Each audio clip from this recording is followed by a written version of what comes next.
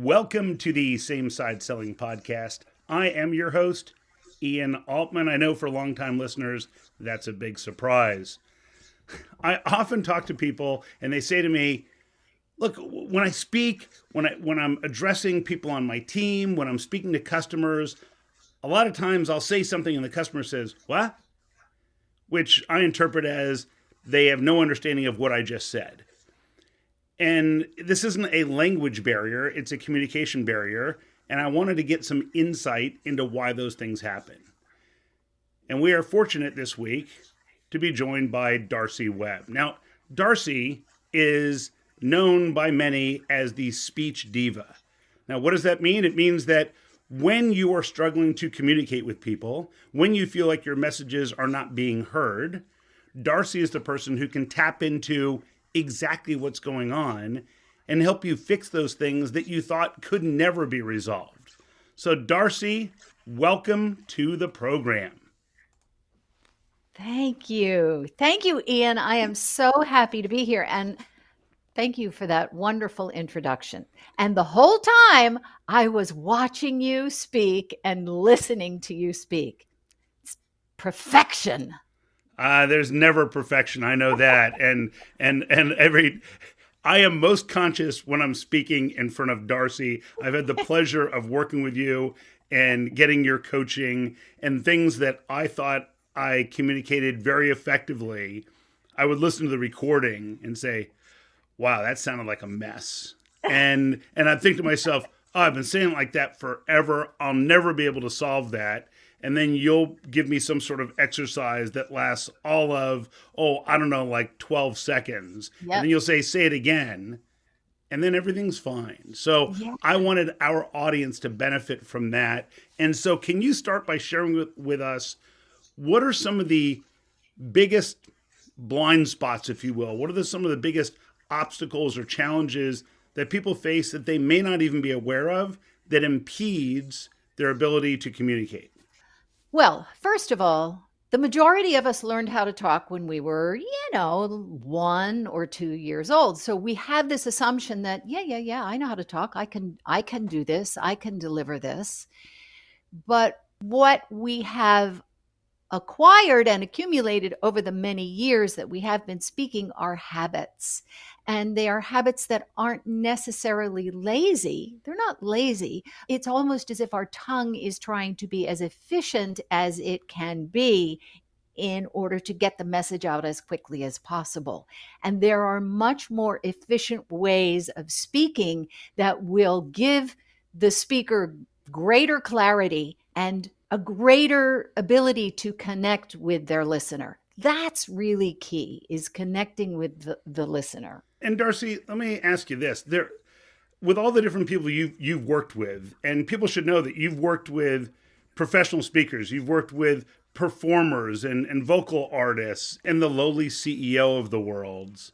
The idea, though, is that you've worked with people at all different levels, and you probably see some of the same ticks or challenges across all those different people. So what are some of the things that often get in the way? Over and over again, I see the same things. Well, you and I have talked about this before. People make word sandwiches, right? Where they will take a bunch of words that are really important and they will compress them so that we can't really understand them.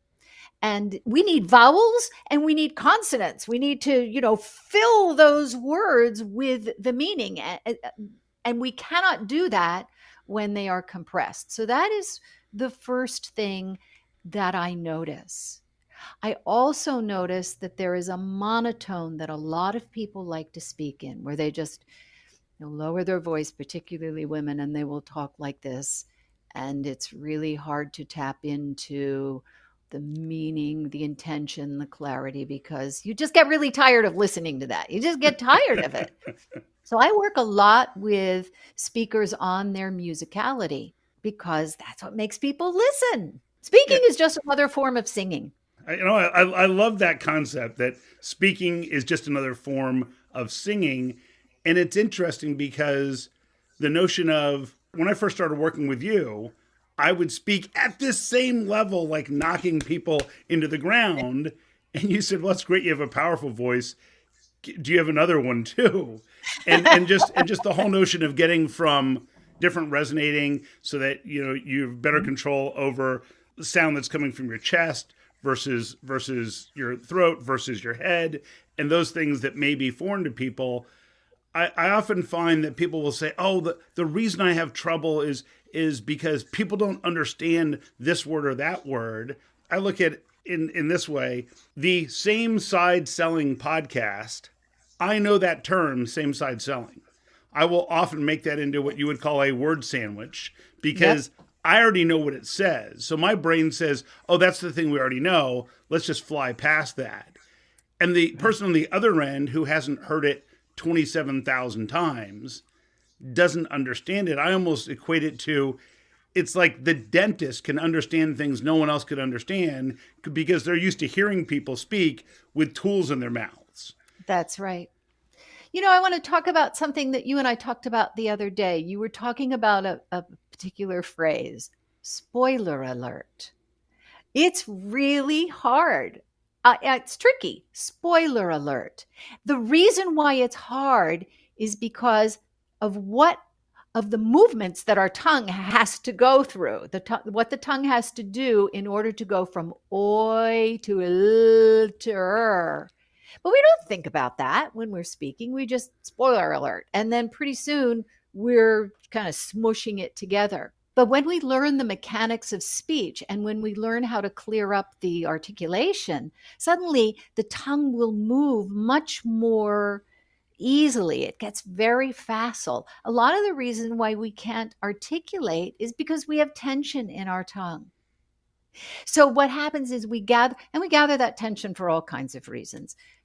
Maybe you grew up, as I did, with people saying to you, shut up, get out, you're standing in front of the TV, get out of the way, you talk too much, you're too loud, lower your voice. That was a lost cause. They couldn't make me do that. They tried.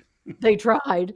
But what happens is when we are trying not to speak, we pull back our tongue, we gather tension in our tongue, we clench our jaw to keep our words in, and then we don't say anything until it's absolutely time, and then we can't make our tongue move because our tongue is so full of tension. And what happens when it gathers tension is it pulls to the back of the mouth, maybe a little bit, maybe a lot, and it will impede that vocal passageway and keep the sound from coming out fully. And it will also make it harder to move. So I teach a lot of people tongue relaxation exercises. Which I think is a fascinating topic. And because we have the benefit of video, we can do some of that as well, mostly because it'll create a very embarrassing moment for me, which my audience will probably thoroughly enjoy. And I will tell you that when I was having this issue, and I said to Darcy, I said, the term spoiler alert is really challenging for me. She said, say it with your tongue out. And I'm like, oh no. And it's true, because as soon as you said spoiler alert with my tongue out, then it became, spoiler alert. Now I can say that, which sounds silly that it's easier having done it that way. And you can probably explain why that is. Yeah. So what happens is when we release the tongue, and for anybody who's not watching the video, I'm going to describe this. So I ask people to lay their tongue, not stick your tongue out, but lay your tongue on the lower lip. Nice and easy. Yeah, it's good. Just do it for a second, Ian. Just go ahead. So you're leaving it like this. Now, notice that the sides of my tongue are nice and relaxed. I see some people doing this. It's because they don't want to stick their tongue out. That's the other thing. This is a really vulnerable part of us. So to keep our mouths open and stick our tongue out, that's pretty vulnerable. But you're only doing it, like in the privacy of your own home or maybe in front of your bathroom mirror. I have my clients release their tongue for about 30 seconds to a minute. And then you do, you read your presentation or you do a short passage. Also a new Messiah that will ascend the brightest heaven of invention. A kingdom for a stage, and on and on. And you will notice that when you do that same passage after you pull your tongue back in, things are so much clearer because the tension in your tongue has been alleviated. And it's brilliant, isn't it? Oh yeah, no, It's like a 30-second trick that works. yeah, it's so effective. And it's funny because when we spoke, I said, yeah, this term always gets in my way. And it was almost like a little reminder, like, well, say it with your tongue out. I'm like, that's it. And I said it twice, and then all of a sudden I could communicate fine. So Yeah. sometimes people will say, well, I lose my audience, and my audience isn't paying attention now. And sometimes that can be because of the content, but Yeah. oftentimes it's the delivery. So Yes. for someone who, let's say, is an executive who's speaking to their team, or if it's a sales professional who is presenting and having a conversation with clients, what are some things that they could or should be thinking about that would improve that communication? Okay, here's the thing. I worked with a woman once. She does finance stuff. She does numbers. And she said to me, you can't make my information interesting. You can't make people listen to this that don't want to listen to. I said, I bet I can. And it really is about the delivery. If you're presenting something that you are passionate about, I want to see the passion. Now, the way we tap into that passion is by actually looking at the material, by looking at the words. There's a term called onomatopoeia. Probably many of your listeners learned that in grade school or high school. Onomatopoeia means when the word sounds like what it means. So, bam, or whoosh, or whisper. But my feeling is that just about every word has potential for onomatopoeia. And when we start to pay attention to each word and we just give it a little bit of a little lift with infusing it with what it means, then people's ears are going to go, huh? So, but it takes a little bit of practice. And it really takes paying attention to what's coming out of your mouth. And it gets back to the musicality of it. Because someone could say, well, let's cut to the chase. Or they could say, let's cut to the chase. And that's right. In the latter, it sounds like, you get the feeling of both of those, and it becomes more interesting. And if we change our tone, and if we change our timing a little bit, I think that often people will say, well, they couldn't understand me because I was speaking too fast. How often do you find is it actually the speed of delivery that's the problem? I never tell anybody to slow down because that's like driving with the brakes on. You can fill a word with a vowel sound and make it longer just for impact, or you can talk really, really, really, really, really, really, really, really, really fast to make an equal impact. But you really want to switch up the variety. It really depends on your message. But if your tongue is moving, if your mouth is moving, you are going to be clear, whether you're speaking slowly or speaking quickly. One of the things that keeps people from being understood is when their mouths are closed too much. So we might have a tendency to clench our teeth. And I know some people, I've worked with people who just only use this part of their mouths. They're just this much. And then you can't really understand them. It makes it really hard to talk. So I encourage people to open their mouths by using 2 fingers. So if you take your forefinger and your middle finger and you stick it in your mouth, turn your hand over the other way, Ian. All the way up. Just flip it. Okay. Yeah. And you're putting it at the edge of the teeth. Yeah. Putting the fingers at the edge of the teeth. And then speak. I am so very normal. Right. Or whatever, your presentation, your poem, whatever it is. And you take your fingers out and you've left space between the upper molar and the lower molar so your tongue has room to move. I love that. The other thing that happens is, and for those people who are, again, watching on video, Look at my face, how much more expressive I am when I have my fingers in my mouth. So when I take my fingers out, my face is moving. And when you're talking with your face in addition to your mouth, people are able to connect better, right? So I do have people do exercises, facial calisthenics, I call them, raising the eyebrows, lowering the eyebrows, raising them, lowering them, raising, wrinkling the nose, lifting the cheeks. All of those things contribute to better speech. We don't know it. Well, and I think what's fascinating about this is one is it's another example of overcoming the monotone, because the monotone in your voice or the monotone in your face are both forms of monotone. So people Yeah. who speak with no emotion in their face, it just looks kind of boring and they Yeah. seem vacant and they're not Yeah. attached to their words. And I think Yeah. that's one issue. I think there's also an element of if you're speaking about something that you're not excited about, don't expect your audience to be excited about it either. And the last point I want to make is that many people, I believe, when it comes to this video medium that we're using, when people are communicating on Zoom or whatever it is, it's almost like, oh, this isn't an in-person meeting. I'm just on Zoom. And Yeah. I actually believe that it's critical that you're even more emotive on video because it's a way for you to share some level of emotion and excitement or any sort of emotion in a way that they may not get otherwise because you're not in the same room.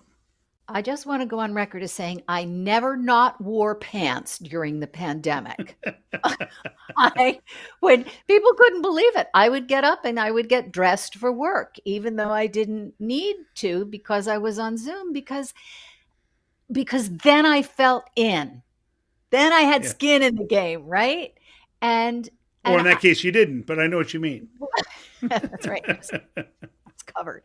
But yeah, and I think the face is, well, my husband is also a coach of performers, and he would always tell his musical theater performers, it's no disgrace to use your face. This is the most powerful organ we have of expression next to our voice. If we don't use the two of them in tandem, you're going to lose your listener.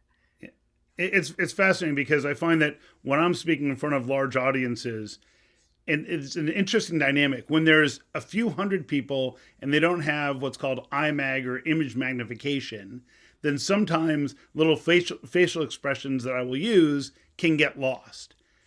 In a larger audience where they have image magnification, so now my image is up on screen, that's when every little gets like a great response from the Mhm. audience.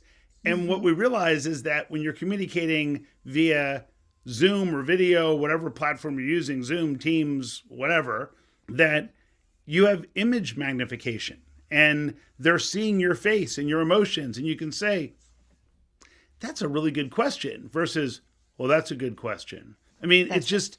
it's a different way of communicating that I think is often lost. What are some of the things that you would encourage people to start with? If someone said, look, I want to improve my communication, what are two or three things that they could start with right away that would put them on the road? Well, they'll start to see a noticeable difference pretty quickly. I would say the first two things to do would be to open the mouth. So the exercise with the tongue is useful because it will make you more articulate, but it also brings awareness to the words that are coming out of your mouth. You know, you start to, especially if you're saying the same things over and over again, you stop listening to yourself. You have to remain in the moment in order to really have an impact. In order for people to really connect with your words, you have to be invested in your words. So the second thing would be also two fingers in your mouth. And the third thing, I'm giving you a third thing here, it's really important, is to just take 30 seconds when no one is looking and move your face really in I'm going to describe this for people who aren't watching, in like make ugly faces. They call it gurning in England, where they have these actual gurning contests and they look like this. And those And of you what who are not watching video, you should go onto YouTube right now. Go to samesideselling.com, pull up the video because it's worth seeing. Yeah, because what you're really doing are pulling faces, ugly faces, faces that you might make to your little kids when, you're scaring them. Because what you're doing is you're waking up those muscles in your face. This is how one of the ways you express yourself, and you're bringing the blood up to those muscles in that face, and it makes a huge difference. Brilliant. Brilliant. So, Darcy, what's the best way for people to connect with you, to follow you, to learn more about what you're doing? Because the work you do, every time I speak to you, I learn something new. And I think our audience will benefit from that as well. Thank you. Thank you, Ian. And I would love it if people reached out to me. My website is darcywebb.com. And if you put yourself on the mailing list, then there's a free warm up. And I think my facial warm up is in there as well. The other way you can reach me is through LinkedIn at Darcy Webb. If you just search me there, then you will find me there. I'm also on Instagram at Darcy the Speech Diva. There you have it. Excellent. Well, Darcy, I'm going to try and give a quick 30-second recap of the key points that I think people should use and can take away from this session. So give me 1 second to do that, and then I'll kick it back to you for rebuttal for what I may have missed.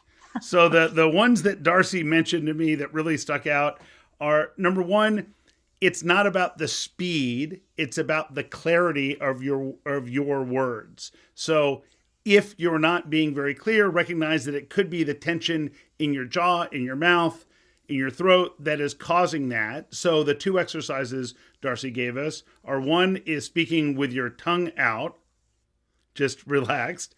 And then the other is with the two fingers in your mouth and speaking through that. And it really helps to get your tongue in your mouth moving to help articulate messages. And remember that a monotone isn't just in your voice. A monotone can also be in your facial expressions and other movements. And so if you're just standing there, not moving your face, not moving your body, your audience might find that your words aren't so moving either. Darcy, what did I miss? Nothing, except that it does take a little bit of courage to start to break out of old habits and create new ones. And so I encourage you to find that courage to step out on stage and make a face and find the joy in what you're talking about. Find the joy. Excellent. Darcy, thanks so much for sharing your wisdom. It's always a pleasure. And for our audience, I will see you next week on the Same Side Selling podcast. So long. Thank you, Ian.